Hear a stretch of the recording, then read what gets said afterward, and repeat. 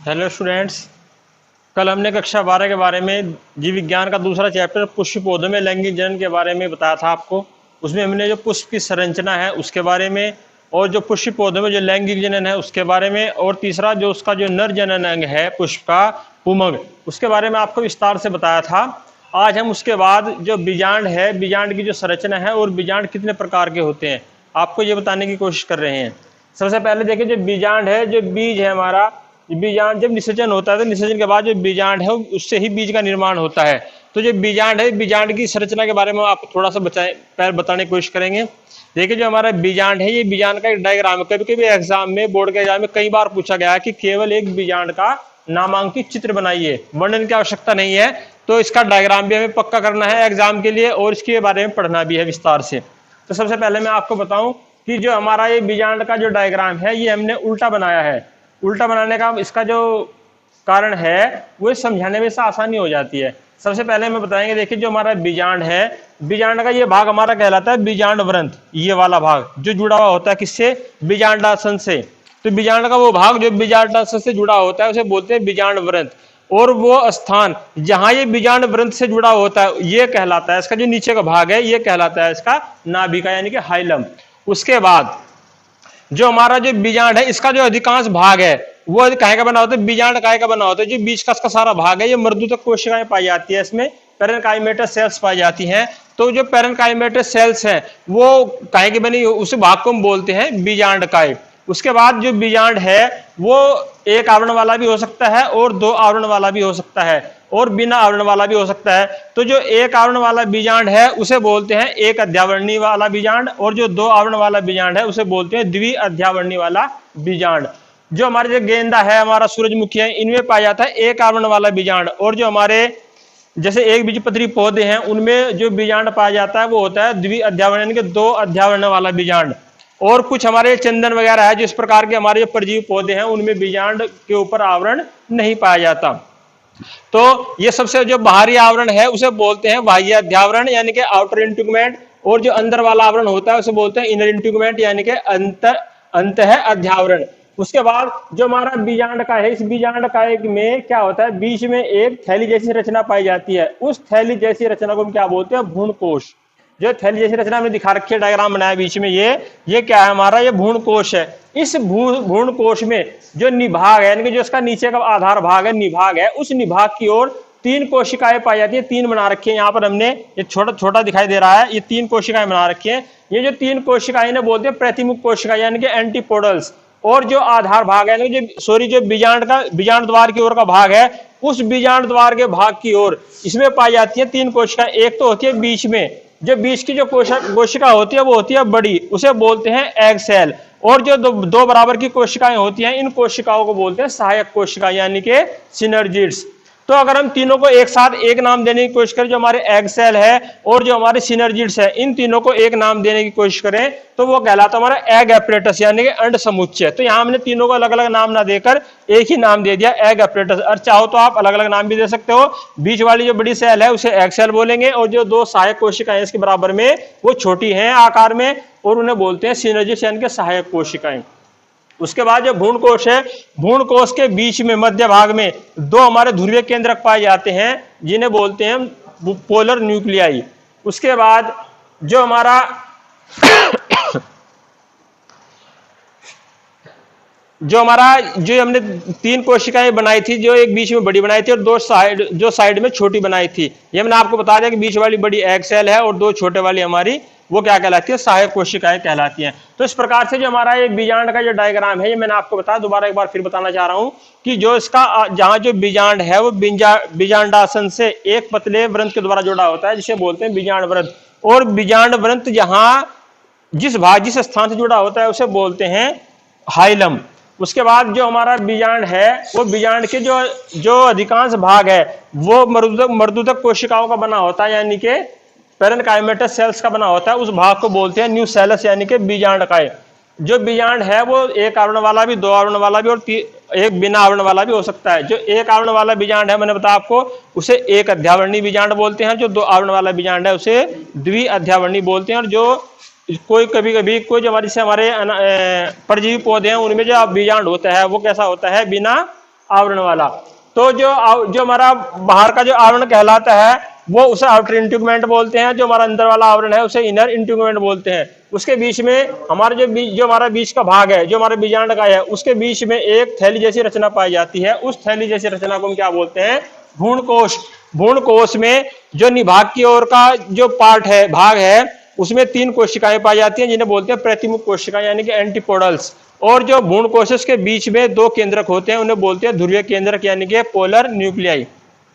उसके बाद जो बीजांड द्वार की ओर का भाग है, उस बीजांड द्वार के भाग में भी 3 कोशिकाएं पाई जाती हैं। जो बीच की कोशिका होती है उसे एग सेल, और जो 2 बराबर की कोशिकाएं होती हैं वो आकार में छोटी होती हैं, उसे बोलते हैं सिनर्जिड्स यानी कि सहायक कोशिकाएं। और तीनों को एक साथ एक नाम लेने पर उसे बोलते हैं एग एपरेटस यानी कि अंड समुच्चय। उसके बाद जो बीजांड द्वार है, बीजांड द्वार का जो बीजांड वृत्त की ओर का भाग है, उसमें क्या होता है कि उसमें एक छोटा सा छिद्र बन जाता है और उस छिद्र को बोलते हैं बीजांड द्वार यानी कि माइक्रोपाइल। तो ये हमारा जो बीजांड की संरचना है, बीजांड की संरचना के बारे में मैंने आपको बताया। अब करते हैं इसके प्रकार। बीजांड जो है वो कितने प्रकार के होते हैं? जो बीजांड है वो मुख्य रूप से 6 प्रकार के होते हैं। अगर हम उसकी किसकी बात करें, हम बीजांड द्वार की बात करें, निभाग की बात करें और बीजांड वृत्त की बात करें, यानी कि जो हमारा बीजांड वृत्त है, जो हमारा बीजांड द्वार है और जो हमारा निभाग है, इन तीनों की स्थिति के आधार पर निभाग, बीजांड द्वार और बीजांड वृत्त, इन तीनों की स्थिति के आधार पर जो बीजांड होते हैं वो 6 प्रकार के होते हैं। सबसे पहला है रिजु या ऑर्थोट्रोपस या एट्रोपस। इस प्रकार का जो बीजांड है वो प्राचीन, बिल्कुल प्राचीन और सिंपल प्रकार का बीजांड होता है। इस प्रकार के जो बीजांड है उसमें जो हमारा बीजांड द्वार होता है, जो हमारा निभाग होता है और जो हमारा बीजांड वृत्त होता है, तीनों एक सीधी रेखा में होते हैं। इसका जो उदाहरण है वह पॉलीगोनम तथा जितने भी हमारे अनावृत बीजी पौधे हैं, यानी कि जिनके ऊपर पुष्प नहीं आते, वो सारे के सारे इसके उदाहरण हैं। यानी कि इसमें जो हमारा बीजांड द्वार होगा, जो हमारा निभाग होगा और जो हमारा बीजांड वृत्त होगा, तीनों के तीनों एक सीधी रेखा में होंगे, उसे बोलते हैं रिजु या ऑर्थोट्रोपस या एट्रोपस। उसके बाद जो हमारा दूसरा जो बीजांड है वो है प्रतीप या एनाट्रोपस। इसमें जो बीजांड होता है वो उल्टा होता है, अर्थात कहने का मतलब ये है जो हमारा बीजांड वृत्त है, ऐसा जो बीजांड इसमें जो उल्टा होने का मतलब क्या है कि इसमें जो बीजांड वृत्त है वो बीजांड वृत्त ज्यादा वृद्धि कर लेता है, यानी कि बीजांड वृत्त के अधिक वृद्धि करने के कारण ऐसा होता है। तो इसमें और जो बीजांड द्वार है वो बीजांड वृत्त के पास आ जाता है, यानी कि जो बीजांड द्वार है ये बीजांड द्वार बीजांड वृत्त के समीप आ जाता है। इसमें जो हमारा बीजांड द्वार होता है और जो निभाग होता है वो दोनों एक सीधी रेखा में होते हैं। इस प्रकार के बीजांड को उल्टा बीजांड भी कहते हैं। इसके जो एग्जाम्पल है वो हमारे टमाटर है, गुड़हल है, चना है, मटर है, सेम है। इस प्रकार के ये हमने प्लांट्स बताए, ये इसके क्या है उदाहरण। इस प्रकार के पौधों में इस प्रकार का उल्टा बीजांड पाया जाता है। यानी कि इसमें क्या होगा, मैंने आपको बताया कि जो इसमें उल्टा बीजांड बना, उल्टा बीजांड क्यों बना? जो हमारा बीजांड वृत्त है, ये जो बीजांड वृत्त है इसके ज्यादा वृद्धि करने के कारण ऐसा हुआ, जो ऐसा होता है, जो उल्टा बीजांड हो जाता है। यानी कि जो निभाग है और जो बीजांड द्वार है ये दोनों एक सीधी रेखा में होंगे, लेकिन जो बीजांड द्वार है वो बीजांड वृत्त के समीप आ जाएगा। उसके बाद नंबर 3 है हमारा हेमिट्रोपस। हेमिट्रोपस का मतलब जो हमारा ये ऑर्थोट्रोपस बीजांड था, हमने ये बताया आपको ऑर्थोट्रोपस, जिसमें क्या होता है बीजांड द्वार, निभाग और जो बीजांड वृत्त तीनों एक सीधी रेखा में होते हैं। इसका जो हमारा जो ऑर्थोट्रोपस बीजांड है इसके 90 डिग्री पर मुड़ जाने के कारण ऐसा होता है। यानी कि जब ये हमारा जो ऑर्थोट्रोपस बीजांड है जब ये 90 डिग्री पर घूम जाएगा तो क्या होगा, इस प्रकार का बीजांड बन जाएगा। इसका उदाहरण है रेननकुलेसी कुल के पौधे। इसमें क्या होगा कि जो हमारा बीजांड द्वार है और जो हमारा निभाग है ये दोनों के दोनों एक सीधी अक्षैतिज रेखा में होंगे, यानी कि दोनों के दोनों एक सीधी अक्षैतिज रेखा में। ये हमारा बीजांड द्वार है, ये हमारा निभाग है, ये दोनों एक सीधी अक्षैतिज रेखा में है। और जो हमारा बीजांड वृत्त है वो बीजांड वृत्त बीजायकाय के मध्य में आ जाता है। यानी कि हमारा बीजांड वृत्त है और ये हमारा बीजांड काय है, तो बीजांड वृत्त जो है वो बीजांड काय के मध्य पर समकोण बनाता हुआ आ जाता है। उसके बाद बारी आती है नंबर 4 पर कैम्पाइलोट्रोपस। जो कैम्पाइलोट्रोपस जो बीजांड है